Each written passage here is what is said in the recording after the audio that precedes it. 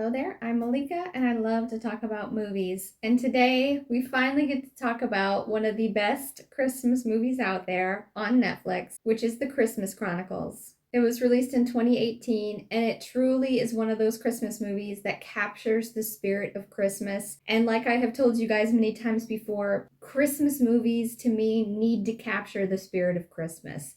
The spirit of joy and love and togetherness and all that sappy stuff that normally I don't care about. But for Christmas, I just love it to be Christmassy. And Netflix was on an absolute roll when they came out with Klaus, The Christmas Chronicles 1 and 2, and Jingle Jangle. They just did a wonderful job with those ones. I think what's most fun about this movie is that Kurt Russell, plays Santa. And he makes so many jokes about the fat man, and he's so upset that they always portray him as this big guy. He's saying, sure, I eat cookies every day, but I'm not fat. Does my butt look that big? It's very cute.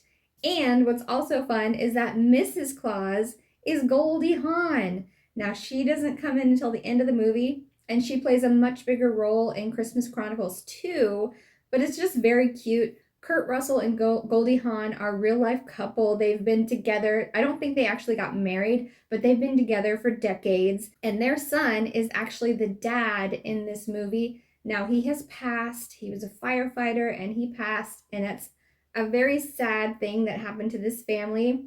The mother is a nurse, and she has to work overnight shifts. They've got the teenage son who is getting rebellious after his father passed. And they've got the little girl who still truly believes in Santa and the spirit of Christmas and just wants her brother to spend time with her because their mom is not there to spend time with them. The movie basically starts with the very first Christmas after their father has passed, and the little girl is watching home movies from other Christmases, and what she notices is that Santa's hand comes in and puts down a present.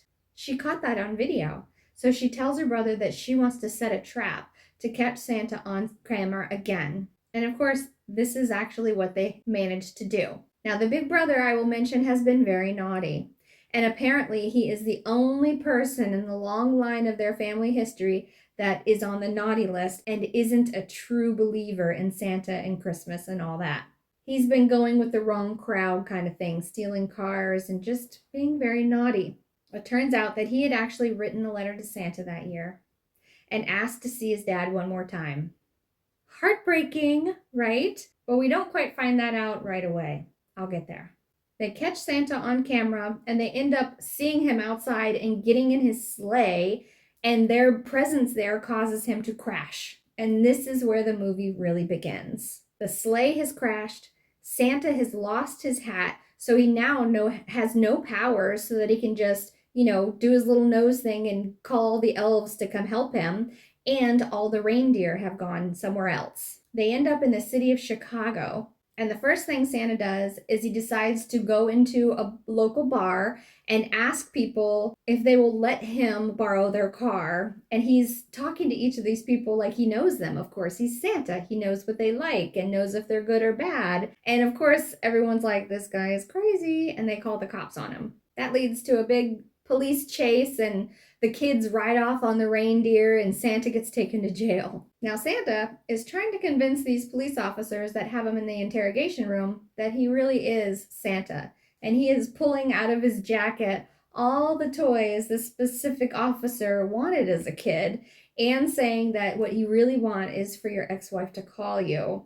Well, this guy, he's very skeptical, and he's just not budging, and he throws him in a cell. And this is one of the fun parts of the movie. Santa makes all the prisoners that are there turn into this blues band. He's got the 3 backup singers, and he's got guitarists, and he's playing the Elvis song. And that is a very fun scene in the movie. And of course, Kurt Russell's he's a cool guy, and he plays a really cool Santa. Now, the kids have run off to go find Santa's gift bag, because inside the bag, you can actually go all the way through the bag. It's kind of like this void, a different galaxy, and you fall into the North Pole.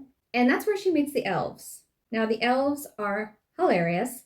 They speak this they call it Elvish, and it's a mixture of Nordic languages. And they're these little gerbil, almost chipmunk-looking things with big ears and long tails, but they're super tiny. and they're mischievous. So while the little girl's in the bag, the brother has actually been taken by some robbers. Now the robbers think the Santa bag is full of toys, so they bring it back to the crime boss, and when they're pulling out the presents and opening them, it's coal. Each present that they open is just a lump of coal, and he's like, "What is this? Is this some kind of joke?" Which is hilarious because of course the bad guys get the coal. And at some point, the elves come out and they can tell who's naughty, so they just kind of attack the bad guys in the most hilarious of ways. And they actually think the brother is one of the bad guys because, of course, he's on the naughty list, but his sister has to say, no, no, he's with us. Now, after the elves have busted Santa out of the prison and gotten his hat, and Santa's able to go to his sleigh and get everything back in order, he asks the kids to help him deliver the rest of the presents. Otherwise, Christmas will be ruined. There's just not enough time for Santa to do it all by himself, right? So the brother has to drive the sleigh. He has to drive it really fast, and the little girl has to read off the names and the addresses, and it's this big group effort to make everybody work together and get this job done. And at the end, we find out that Santa might have been a little bit naughty that night because he doesn't actually need his hat to have his powers. He was doing this all in order to get back that true believer from that long line of true believers. So it was all about that teenage boy who had lost his way, and Santa knew he had to do some big thing to bring him back into the believer side. So he had basically made up this whole thing that he needed their help to get Santa saved and to get Christmas saved. And that's a very sweet little story, I think. And it leads well into the Christmas Chronicles 2, which I'm not even going to go over in this movie chat. I will wait for another movie chat for that one. Because really, the movies that go along with the Christmas theme that I would actually want to watch are few and far between, so I don't want to run out of movie chats too quickly. I hope you enjoyed this Movie Chat Monday, and I hope to see you next week. Bye-bye.